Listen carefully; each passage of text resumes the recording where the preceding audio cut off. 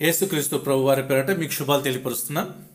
Christmas శుభాకాంక్షలు కూడా తెలియపరుస్తున్నాను. క్రిస్మస్ క్రిస్మస్ క్రిస్మస్ ఎక్కడ చూస్తున్నా ఇదే పేరు వినపడతా ఉంది కదా, నిజమే. అయితే ఈరోజు క్రిస్మస్ సందర్భంగా ఒక టాపిక్ మీ మొదలు తీసుకొస్తున్నాను. ఏంటంటే గ్రంథం విప్పగలవాడు ఎవడు, ఇది ఈ టాపిక్. దయచేసి ఈ వాక్యాన్ని పూర్తిగా చివరి వరకు చూడండి. ప్రకటన గ్రంథము 5వ అధ్యాయము 1 నుంచి 5 వచనాలలో ఈ విధంగా ఉంది. అందులో మొత్తం చదువుకుంటా 1, 2 అలా చెబుతాను. మొదటి 2 చదువుతున్నాను ముందుగా. మరియు లోపటను వెలుపటను వ్రాత కలిగి 7 ముద్రలు గట్టిగా వేసి ఉన్న ఒక గ్రంథము సింహాసనందు ఆసీనుడై ఉండు అని కుడి చేత చూచితిని. 2వ వచనం. మరియు దాని ముద్రలు తీసి ఆ గ్రంథం విప్పుటకు యోగ్యుడు ఎవడని అడిగి బలిష్ఠుడైన ఒక దేవదూత బిగ్గరగా ప్రచురింపగా చూచితిని అనే మాట. ఇక్కడ ఈ పద్మాసు దీపాలు యోహానుకు పరవశుడై దర్శనం పొందిన తర్వాత అందులో మనం చూస్తున్న మొదటి భాగం ఏంటంటే ఒక గ్రంథం ఉందని, దానికి లోపట వెలుపట వ్రాత కలిగి ఉందని. అయితే ఆ గ్రంథాన్ని ఆ సింహాసనాసురుడై ఉండు అని కుడి చేత ఉందని. తర్వాత 2వ వచనం మనం ఏం చూస్తాం, దానికంట 7 ముద్రలు వేసి ఉన్నాయి. ఆ 7 ముద్రలు గట్టిగా వేస్తుంటే ఎవడైనా విప్పుటకు యోగ్యుడు ఎవడైనా ఉన్నాడని దేవదూత బిగ్గరగా అరవటం చూశారు. అయితే నిజానికి 7 ముద్రలు వేస్తున్న ఈ గ్రంథం లోపట వెలుపట వ్రాత కలిగి ఉంటే పరలోకమందు కానీ భూమి అందు కానీ భూమి కింద కానీ విప్పుటకు ఎవడు యోగ్యుడు కనపడలేదు. అయితే తర్వాత 5వ వచనంలో మాత్రం దావీదుకు చిగురు యోధా గోత్రపు కొదమసింహం అయిన వాడు ఇప్పటివరకు జయం పొందినని చదువుతాం. ఇంతవరకు ఇది వాక్యం మీకు అర్థమవడానికి ముందుకెళ్తున్నాను. అయితే బైబిల్లో వాక్యానికి ప్రతి దానికి అనుసంధానంగా కొంత ఇచ్చట కొంత అచ్చట అని మనం చూస్తుంటాం. దేవుడు లోకానికి వెలుగై ఉన్నాడు అని అన్నాను అనుకోండి, బైబిల్లో మొట్టమొదట ఆదికాండం 1:1 చూస్తే దేవుడు వెలుగు కమ్మన పలకగా వెలుగు కలిగను. ఆ లింక్ అలా ఉంటుందన్నమాట. ఇప్పుడు జాగ్రత్తగా ఈ వాక్యాన్ని విపత్తి తీసుకొస్తున్నాను. ఇప్పుడు ఇందులో లోపట వెలుపట వ్రాత కలిగిన ఒక గ్రంథం అన్నాడు. ఏమి రాస్తుంది లోపట వెలుపట అంటే ఒక వాక్యంలోకి మనం వెళ్ళడానికి ప్రయత్నించేద్దాం. యెహెజ్కేలు గ్రంథము 2వ అధ్యాయము 10వ వచన భాగాన్ని మనం జ్ఞాపకం చేసుకుందాం.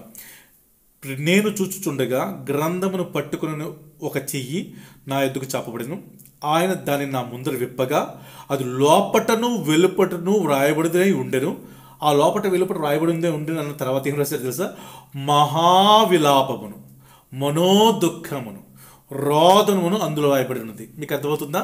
మనం ప్రకటన గ్రంథంలో చదివిన ఆ గ్రంథం లోపట వెలుపట వ్రాత కలిగి ఉందన్నామే. ఆ గ్రంథము లోపట వెలుపట ఏం రాస్తుందంట, మహావిలాపము, అలాగే మనోదుఃఖం, అలాగే రోదనము. ఈ 3 అర్థాలు కూడా ఇంచుమించుగా ఒకలాగా ఉంటాయి. అంటే టోటల్గా 3 కూడా కన్నీళ్లే. అయితే ఆ రాత ఏంటో తెలుస్తుందా? ఇర్మీయా గ్రంథం 17వ అధ్యాయం 2వ వచనంలో ఈ విధంగా ఉంది. చూద్దాం. యోధా పాపము ఇనుప గంటముతో వ్రాయబడి ఉన్నది, అది వజ్రపు మొనతో లిఖించబడి ఉన్నది, అది వారి హృదయములనే పలకల మీద చెక్కబడి ఉన్నది. చాలా జాగ్రత్తగా గమనించాలి. అంటే ఇక్కడ రాయబడింది ఏంటంటే యోధా పాపము. దేంతో రాశారో తెలుసా? చాలా జాగ్రత్తగా గమనించి, దేంతో రాశారు? ఇనుప గంటముతో రాశారు. ఇనుప గంటము అంటే ఇనుము చాలా బలమైనది, ఎలాంటి లోహాలని దంచగలదు, ఎలాంటి దాన్ని పిప్పి చేయగలదు. అంతెందుకండి, ఏదైనా వ్రాత రాస్తే ఒక బుక్ మీద ఒక స్లేట్ మీద ఆటోమేటిక్ తుడిచివేయబడుతుంది. అది ఇనుముతో దేన్నైనా రాయి మీద చెక్కిన తర్వాత నీవు వర్షంలో రాని ఎండలో రాని ఎలా అయినా చేయని కంపల్సరిగా అది అలాగే గుర్తుండిపోతుంది. యోధా అనే మాట ఈరోజు ప్రభు మనకి ఏం చెప్తున్నా తెలుసా? యోధా అనే మాటకు ఆదికాండం 29:35లో యోధా అనే మాటకు అర్థం స్తుతి అని అర్థం. స్తుతించే దేవుని బిడ్డలుగా ఉన్న నీవు నేను పాపం చేస్తేనంట ఇనుప గంటముతో వ్రాయబడుతుంది. ఇనుప గంటంతో అంటే చెక్కింది ఏ విధంగా అయితే చెరిగిపోదో అది, దాని అర్థం ఏంటో తెలుసా? లోతైన పాపములో ఉన్నాము, ముదిరిపోయిన పాపంలో ఉన్నామని అర్థం. అది వజ్రపు మనతో లిఖించబడి ఉన్నదంట. వజ్రపు మన అంటే వజ్రమైన రాయి, అన్ని రాయల కన్నా గట్టిది. అంతెందుకు, వజ్రం అనేది ఈరోజు కోట్ల ఖరీదు పెట్టేది, విలువైనది అర్థం. అంటే ఇప్పుడు యోధా పాపము ఇనుప గంటతో రాయబడితేనేమో చెక్కితే ఏ విధంగా చెరిగిపోదో అది లోతైన పాపము. రెండవది ఏంటంటే వజ్రపు మొదట విలువగా ఉంటుందంటే అది గుర్తుపట్టగలిగేది, ఏనాడు కూడా చెరిగిపోదు. ఈ 2 పేర్లు కలిగిన దాంతో రాస్తే అని అర్థం.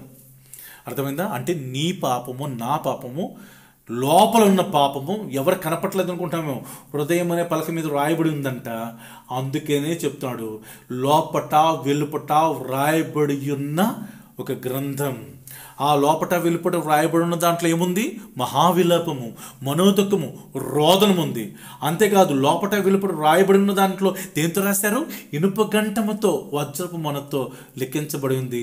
అది చెరిగిపోదు అనుకుంటావు చాలాసార్లు నీవు నేను. ఏంటో తెలుసా? నా పాప ఎవరు చూడలేదు అనుకుంటావు.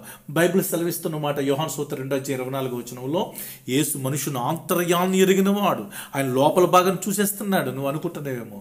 అందుకని అక్కడ లిఖించబడి ఉన్నది. ఇప్పుడు అర్థమైంది కదా?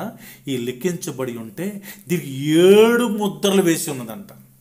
ఈ గ్రంథానికి చక్కగా మనం చూసుకుని లోపట వెలుపట రాయటం ఏంటో మనకు అర్థమైంది. లోపట వెలుపట దేంతో రాశాడో కూడా మనకు అర్థమైంది. ఈ లోపట వెలుపట రాసిన గ్రంథానికి 7 ముద్రలు వేసి ఉన్నదంట. 7 ముద్రలు ఏంటో చూద్దామా బైబిల్లో? లూకా సువార్త 8వ అధ్యాయం ఒక్కసారి మనం చూస్తే 2వ వచనం చూపుతాం.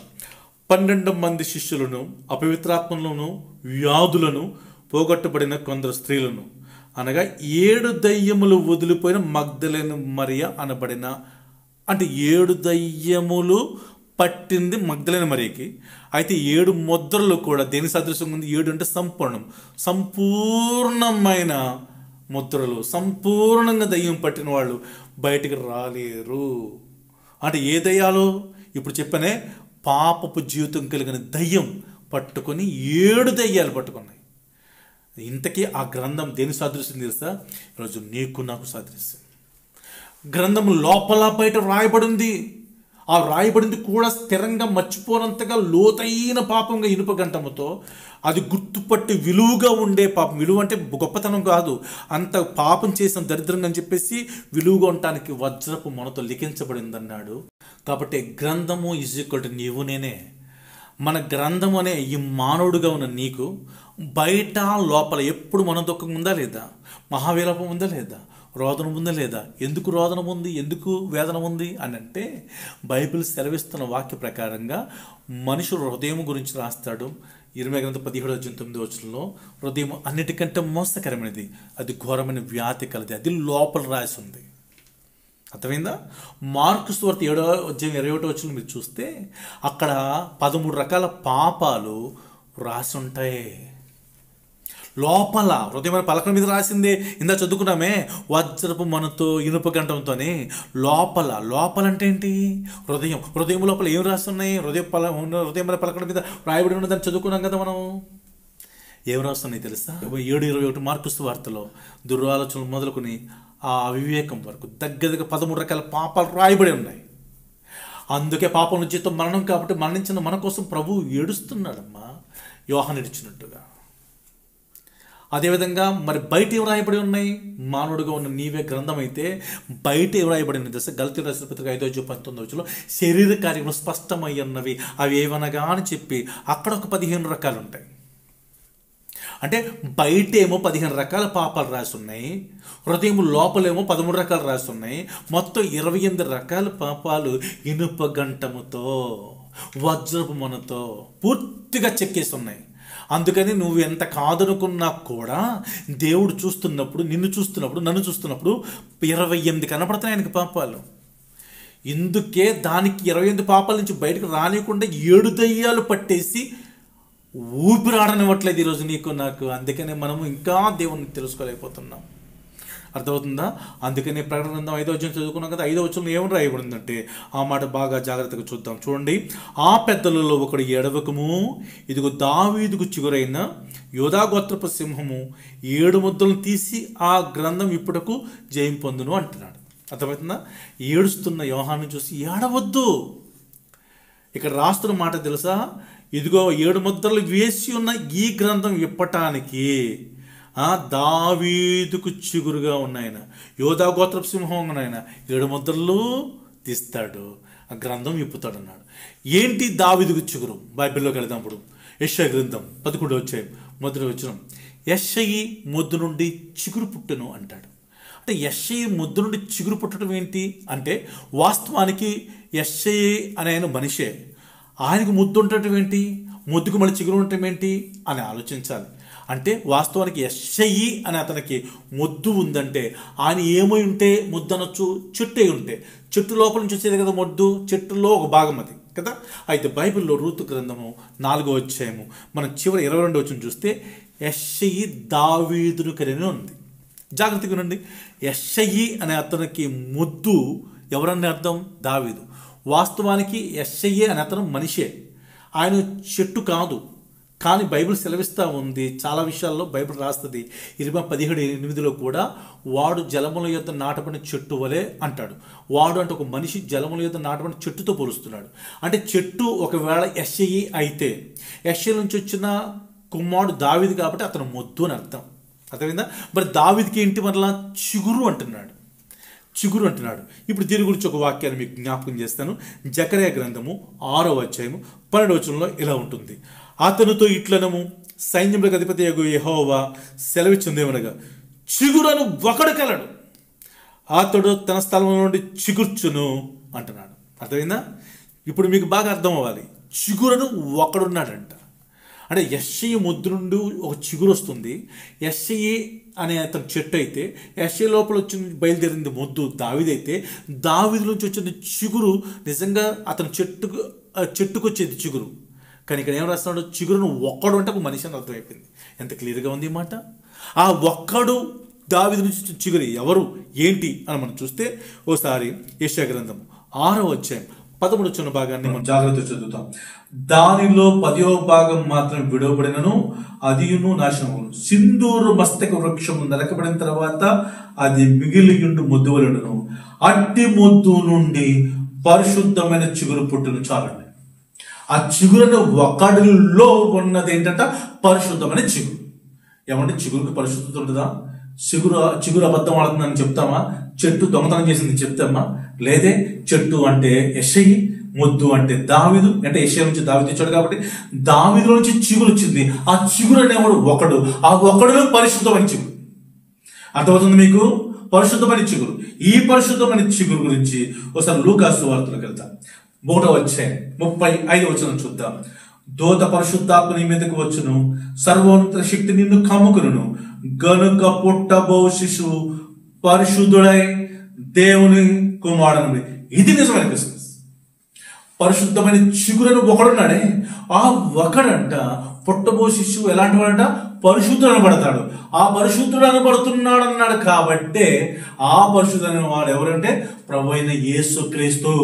అంటే ఆ గ్రంథం అంటే నీలో ఉన్న బయట పాపాలు, నీలో ఉన్న లోపల పాపాలు, మహావిలాపము, మనోదుఖము, రోదనము, 7 ముద్రని దయ్యాలు పట్టుకునే వాటిని విప్పటానికి యోగ్యుడు ఎవరన్నా చూస్తే దావీదుకు చిగురు.